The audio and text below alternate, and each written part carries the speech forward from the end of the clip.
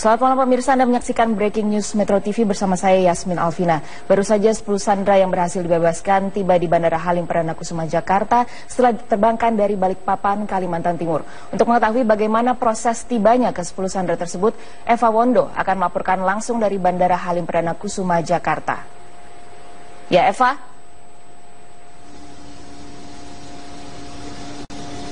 Eva? Bagaimana situasi terkini di Bandara Halim Perdana Kusuma saat ini?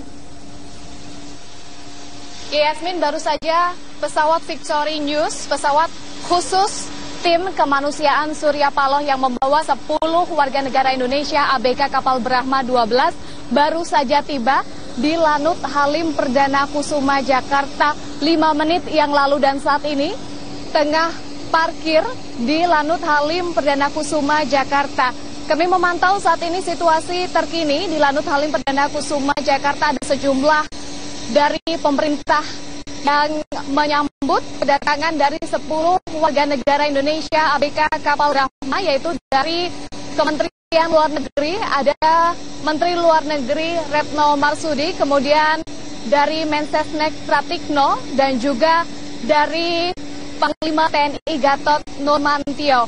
Dan pesawat Victory News, pesawat khusus tim kemanusiaan Surya Paloh ini sebelumnya berangkat dari Zamboanga, Filipina, sekitar pukul 19 waktu Filipina setempat, dan kemudian ini sempat berhenti atau sempat mendarat di Balikpapan, Kalimantan Timur untuk mengisi bahan bakar. Kemudian sekitar pukul 21.30 ini terbang menuju ke Jakarta, dan saat ini telah mendarat di Lanut Halim Perdana Kusuma Jakarta. Dan saat ini sejumlah penumpang atau warga negara Indonesia sesaat lagi akan turun dari pesawat, namun kami memantau saat ini warga negara Indonesia masih berada di dalam pesawat.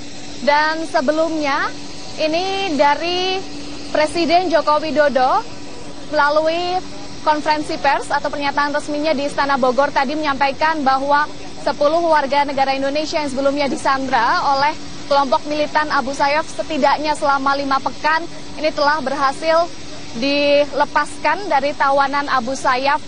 Dan Presiden Joko Widodo ini menyampaikan ucapan terima kasih kepada semua pihak yang terlibat untuk penyelamatan 10 warga negara Indonesia yang ditawan oleh kelompok Abu Sayyaf. Dan baru saja ini sekitar 10 warga negara Indonesia yang sebelumnya ditawan oleh militan Abu Sayyaf turun dari pesawat, disambut oleh pihak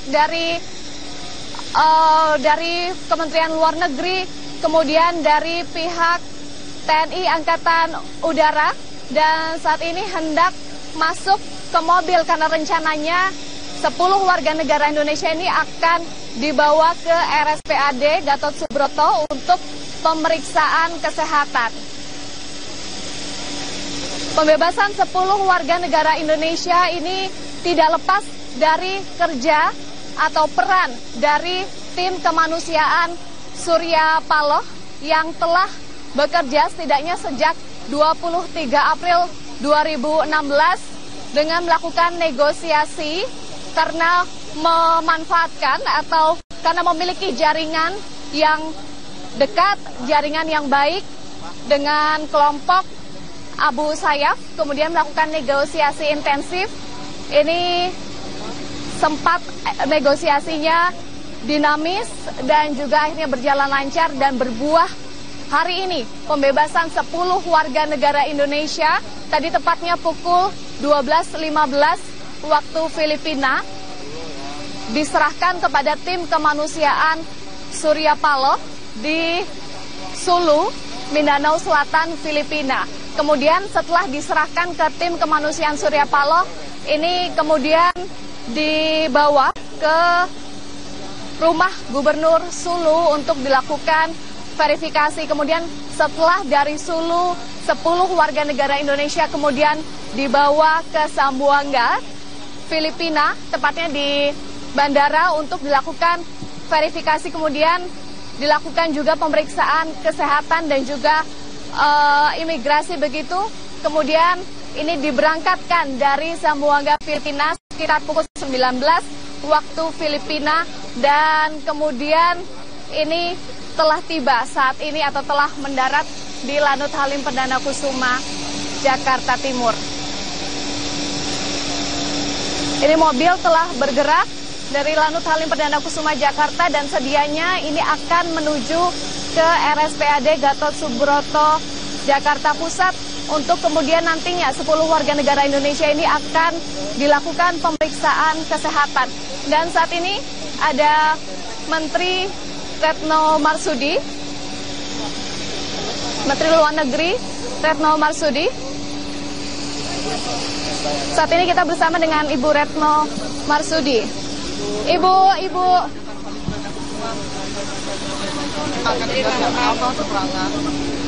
Teman-teman media yang saya hormati, sebagaimana yang telah teman-teman saksikan, tepat pada pukul 23.30 pesawat yang membawa 10 sandera ABK kita telah tiba dengan selamat di Jakarta.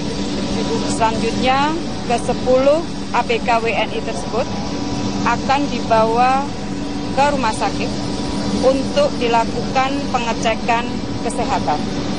Rumah sakit yang akan digunakan adalah Rumah Sakit Angkatan Darat Gatot Subroto. Jadi malam ini dan besok semuanya akan tergantung pada situasi, akan dilakukan sekali lagi pemeriksaan kesehatan kepada 10 ABK tersebut. Jadi itu saja yang ingin saya sampaikan. Dan setelah itu akan ada proses serah terima, karena serah terima sudah dilakukan dari pemerintah Filipina kepada kita. Setelah proses kesehatan, pemeriksaan kesehatan ini selesai dilakukan, maka dari pemerintah akan menyampaikan kembali kepada keluarga masing-masing ABK. Jadi update itu yang ingin saya sampaikan kepada teman-teman media. Terima kasih. Ibu Retno, setelah dari RSPAD akan dibawa kemana?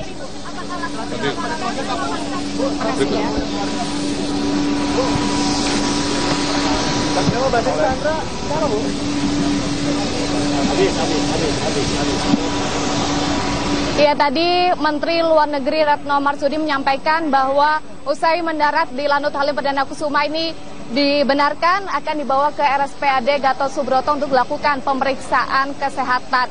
Setelah itu nanti ada serah terima 10 warga negara Indonesia kepada pemerintah dan juga dari pihak keluarga. Namun tadi Ibu Retno Marsudi, Menteri Luar Negeri, belum memastikan kapan serah terima 10 warga negara Indonesia kepada pihak keluarga akan dilakukan. Yasmin Alvina. Baik, terima kasih Eva Wando atas laporan Anda langsung dari Halim Perdana Kusuma, Jakarta. Pemirsa, Gubernur DKI Jakarta Basuki Cahayapurnama mengingatkan buruh agar tidak melakukan aksi demonstrasi anarkis hari ini. Sebagai Kepala Daerah DKI, Ahok telah melakukan upaya untuk meningkatkan kesejahteraan hidup buruh di DKI melalui berbagai program untuk menekan inflasi. Terkait tuntutan kenaikan upah yang disampaikan para buruh, Ahok menegaskan yang terpenting saat ini adalah bagaimana upaya pemerintah untuk menekan inflasi ketimbang menaikkan upah. Pasalnya, kenaikan upah yang juga diiringi dengan tingginya inflasi tidak akan meningkatkan kesejahteraan buruh.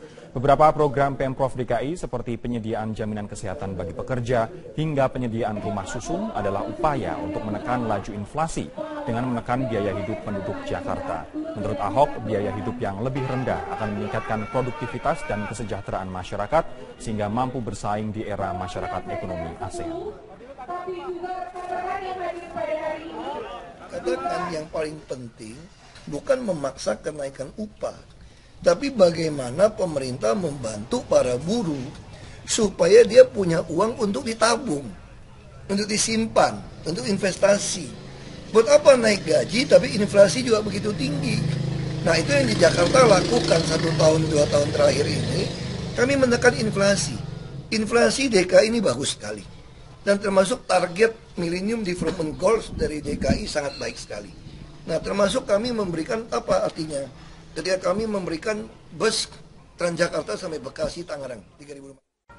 Gubernur DKI Jakarta Basuki Cahayapurnama memastikan Presiden Joko Widodo segera mengeluarkan peraturan presiden baru untuk reklamasi. Ya, menurut Ahok, Peraturan Presiden tersebut nantinya akan menyesuaikan undang-undang yang ada terkait pemberian izin reklamasi.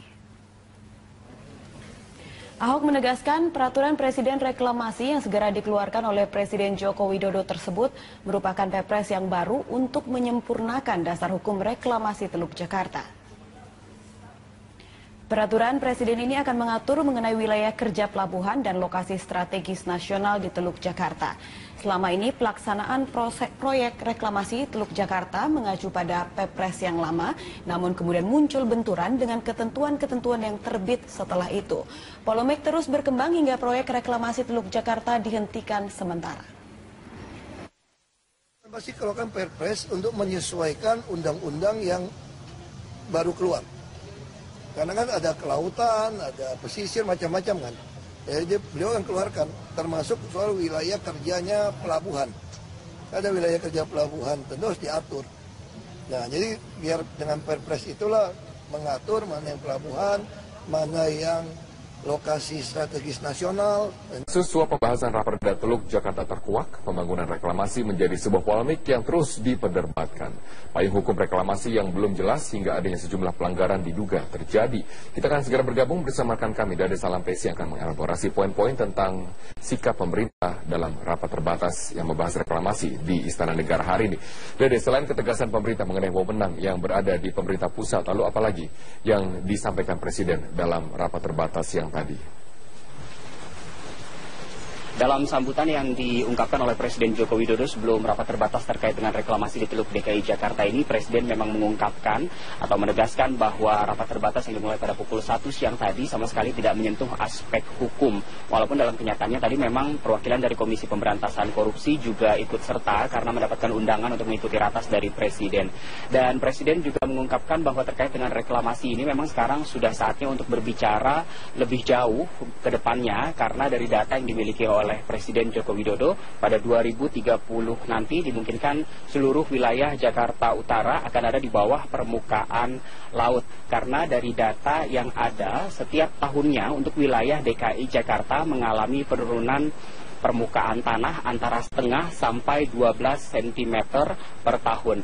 Dan pada 2030 nanti jika ternyata fakta-fakta tersebut betul-betul terjadi, artinya 13 sungai yang mengaliri atau melewati wilayah DKI Jakarta dan sekitarnya tidak dapat mengalirkan air ke Teluk Jakarta. Dari ratas tadi setidaknya ada 3 poin utama yang ditegaskan oleh Presiden, yaitu bahwa master plan terkait dengan reklamasi haruslah gamblang, terutama terkait dengan masalah lingkungan. Dan yang kedua, tidak boleh ada pelanggaran kaidah hukum dalam proyek reklamasi ini. Dan yang ketiga, pembangunan tidak boleh mengesampingkan kehidupan nelayan yang ada di sekitarnya. Sebenarnya terkait dengan reklamasi ini tentunya memiliki banyak pro kontra dan juga untung dan rugi. Dari sisi pro pembangunan reklamasi ini, tentunya dengan pembangunan reklamasi dapat menghadang pasangnya naik air laut, karena setiap tahunnya ada kecenderungan penurunan muka tanah di wilayah DKI Jakarta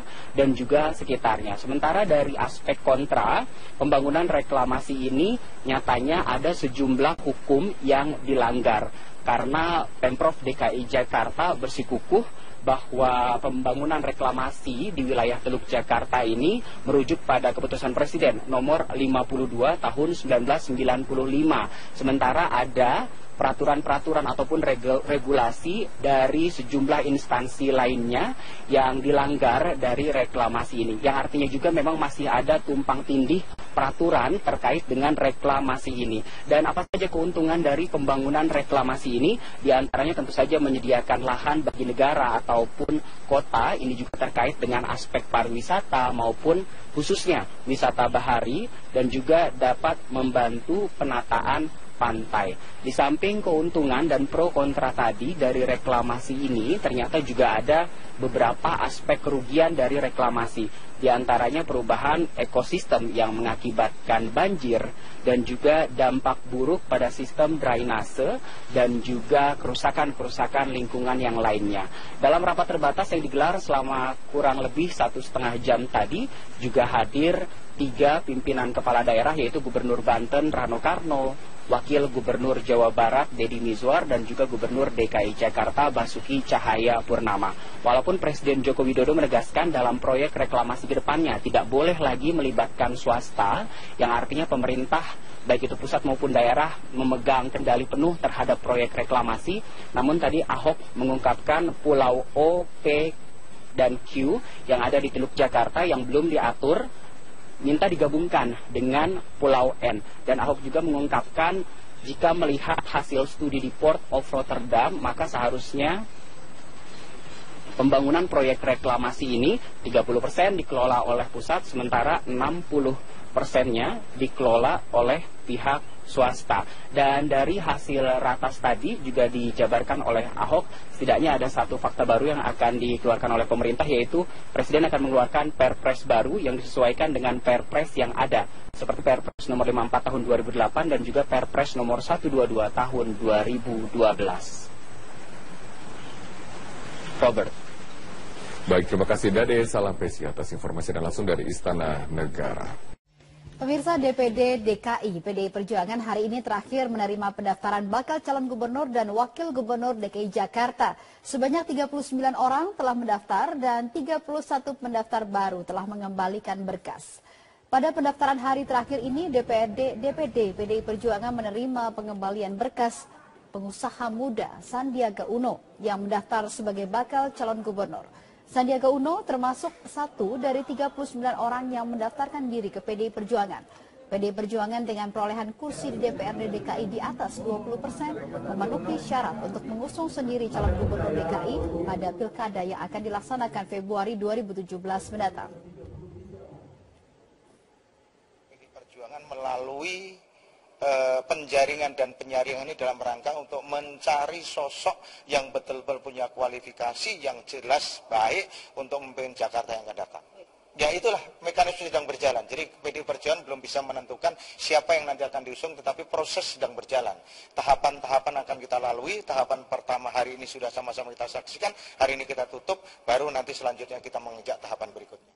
Gubernur DKI Jakarta Basuki Cahayapurnama tidak mempermasalahkan usulan Komisi 2 DPR yang akan menaikkan syarat dukungan calon independen dan menurunkan syarat calon dari partai politik. Ya, Ahok optimistis masyarakat tetap akan memilih yang terbaik untuk memimpin ibu kota pada 5 tahun ke depan. Tidak masalah, kan saya sampaikan, ini Jakarta ini daerah khusus ibu kota. Tentu harusnya ini jadi etalase negara, bangsa.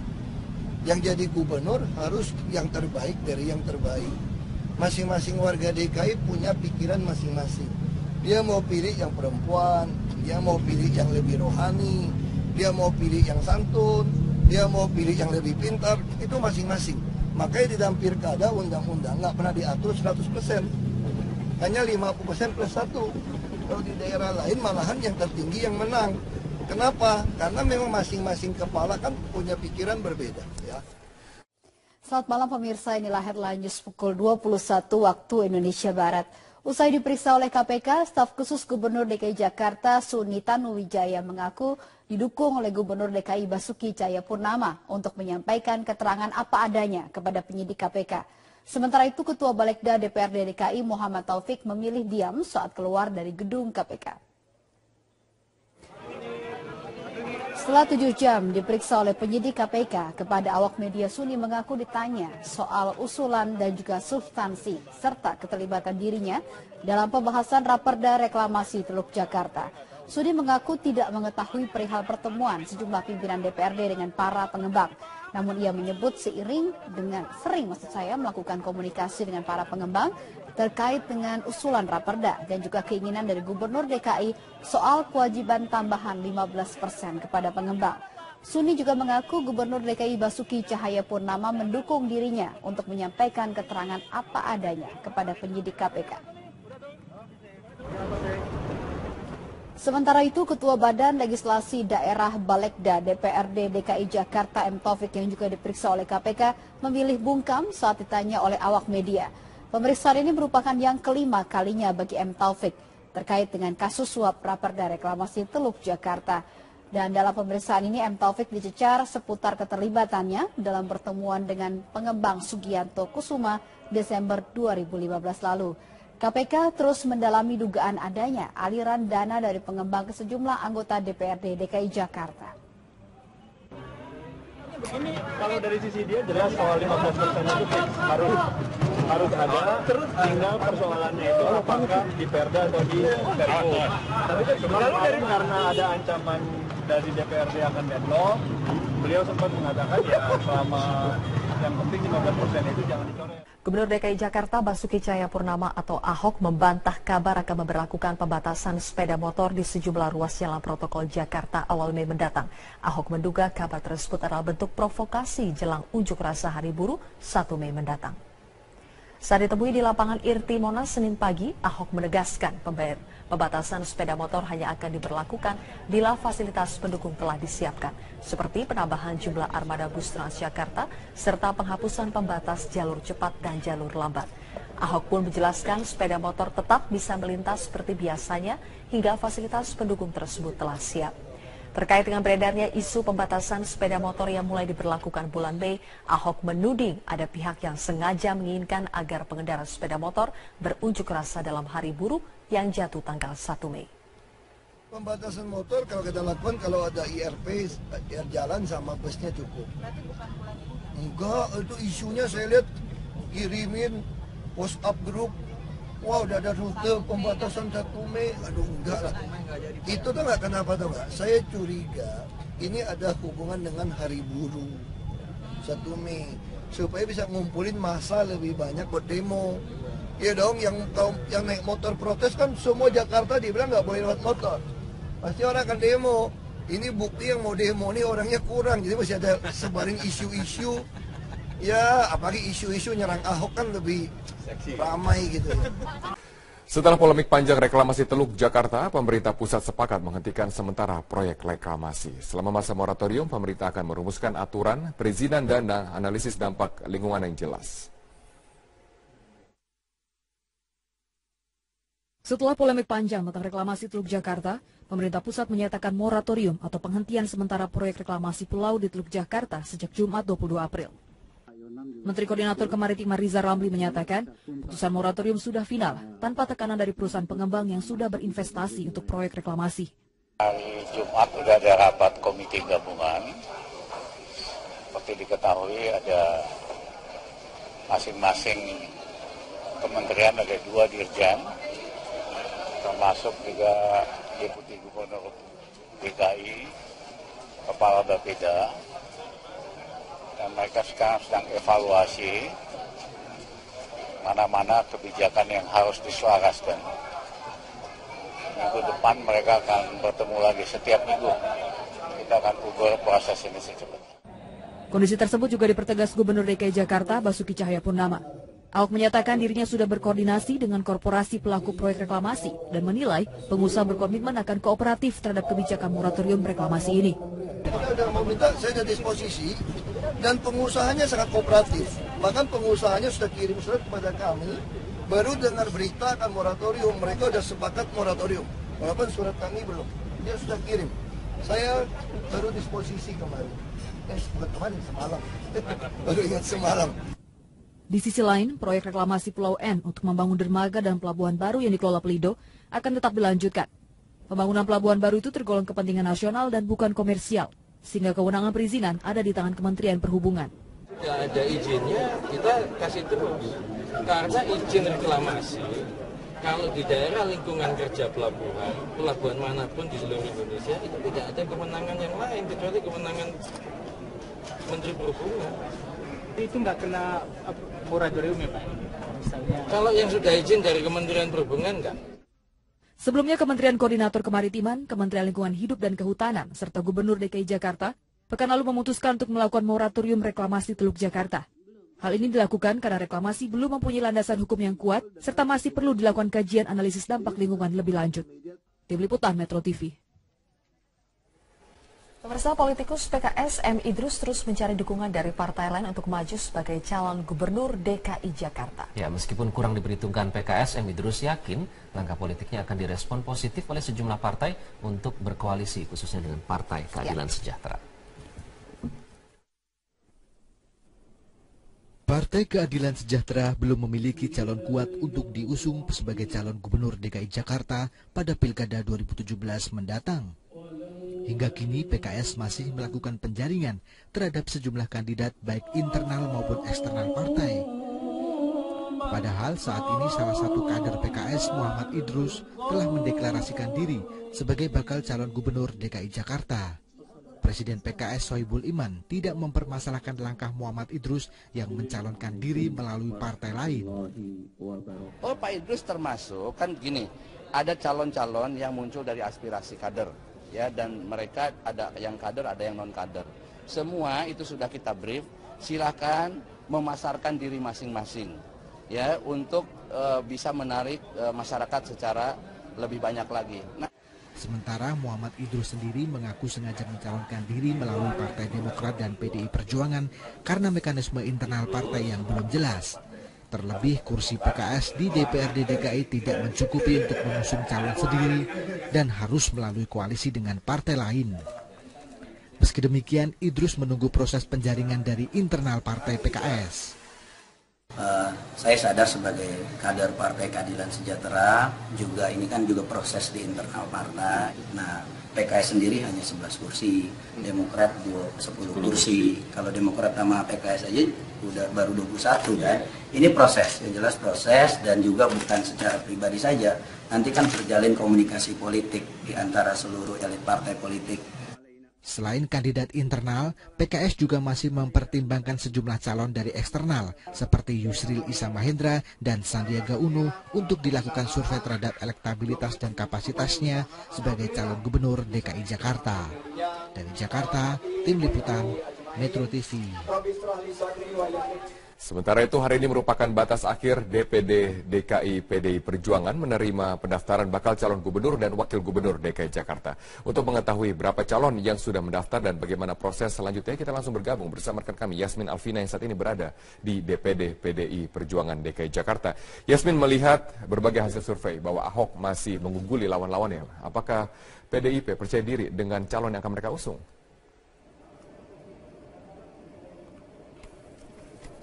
Ya Robert, nanti pertanyaan Anda akan kami jawab dengan narasumber yang sudah berada di sini, yaitu Wakil Badan Pemenangan Pemilu dari DPD DKI Jakarta. Namun sebelumnya saya akan menjelaskan dulu bahwa sudah ada 40 nama yang mendaftar sebagai calon gubernur DKI Jakarta melalui Partai PDI Perjuangan, dan hingga sore tadi sudah ditutup pukul 16 waktu Indonesia Barat, sudah ada 32 nama yang mengembalikan berkas, dan di antara 32 nama tersebut sudah ada nama-nama yang cukup populer untuk dibicarakan sebagai calon gubernur DKI Jakarta, yaitu adalah Yusril Iza Mahendra dan juga Hasnaini Muin yang dapat dikatakan juga sebagai wanita emas. Dan tadi pada pukul 15 waktu Indonesia Barat, Sandiaga Uno juga sudah mengembalikan berkas untuk pencalonannya melalui Partai PDI Perjuangan ini. Dan untuk mengetahui bagaimana strategi PDI Perjuangan untuk bertarung ataupun bersaing dengan gubernur petahana Basuki Cahayapurnama, saat ini saya sudah bersama dengan Wakil Ketua Badan Pemenangan Pemilu DPD DKI Jakarta PDI Perjuangan, Bapak Gembong. Selamat sore, Pak. Selamat sore. Bapak, seperti kita sudah ketahui bahwa menurut hasil survei, elektabilitas dari Gubernur DKI Jakarta, calon petahana ini masih sangat tinggi dan sulit untuk dikalahkan. Bagaimana strategi dari PDIP sendiri untuk nantinya bersaing dengan Gubernur petahana? Terima kasih. Bagi PDI Perjuangan, kalau hari-hari ini masyarakat disajikan dengan elektabilitas calon gubernur DKI Jakarta yang akan bertarung di tahun 2017 yang akan datang, yaitu incumbent cukup tinggi, bagi PDI Perjuangan bukan hal yang luar biasa. Karena tentunya sebagai incumbent memiliki elektabilitas seperti hal yang wajar. Justru kalau sebaliknya bagi saya yang luar biasa. Jadi bagaimana untuk PDI Perjuangan menyiapkan strategi untuk bisa menghadapi siapa yang nanti akan bertarung bersama dalam pemilu kada 2017 yang akan datang. PDI Perjuangan melalui penjaringan dan penyaringan ini dalam rangka untuk mencari sosok yang betul-betul punya kualifikasi yang jelas baik untuk memimpin Jakarta yang akan datang. Siapa sosoknya, Pak? Ya itulah mekanisme sedang berjalan. Jadi PD Perjuangan belum bisa menentukan siapa yang nanti akan diusung, tetapi proses sedang berjalan. Tahapan-tahapan akan kita lalui. Tahapan pertama hari ini sudah sama-sama kita saksikan. Hari ini kita tutup, baru nanti selanjutnya kita mengejar tahapan berikutnya. Terima kasih Bapak atas waktunya. Dan Robert, demikian yang dapat kami laporkan, kembali ke Anda di studio. Baik, terima kasih Yasmin Alvina atas informasi Anda. Sejumlah anggota DPRD DKI Jakarta memenuhi panggilan KPK untuk memberikan kesaksian. Mereka diperiksa sebagai saksi untuk Ketua Komisi D yang sudah dijadikan tersangka. Pemirsa, Ferry Priardi akan menyampaikan laporan selengkapnya dari gedung KPK Jakarta. Ferry, hingga siang ini siapa saja anggota DPRD yang sudah datang? Adakah pernyataan yang mereka sampaikan sebelum menjalani pemeriksaan? Zilvio, sudah ada 5 anggota DPRD yang sudah datang memenuhi panggilan KPK untuk diperiksa sebagai saksi untuk Muhammad Sanusi, dan kelimanya tadi datang secara periodik sejak pukul 9 dan mulai menjalani pemeriksaan pada pukul 10 pagi ini. Dengan komposisi 1 wakil ketua DPRD dan juga 4 anggota, tadi yang datang memenuhi pemeriksaan kali ini adalah M. Taufik yang juga merupakan Ketua Badan Legislasi DPRD DKI Jakarta, lalu sisanya ada 3 ketua fraksi, yaitu Pengaji Ketua Fraksi Hanura, lalu juga ada Selamat Nurdin Ketua Fraksi PKS yang juga sebagai Ketua Pansus Reklamasi DPRD,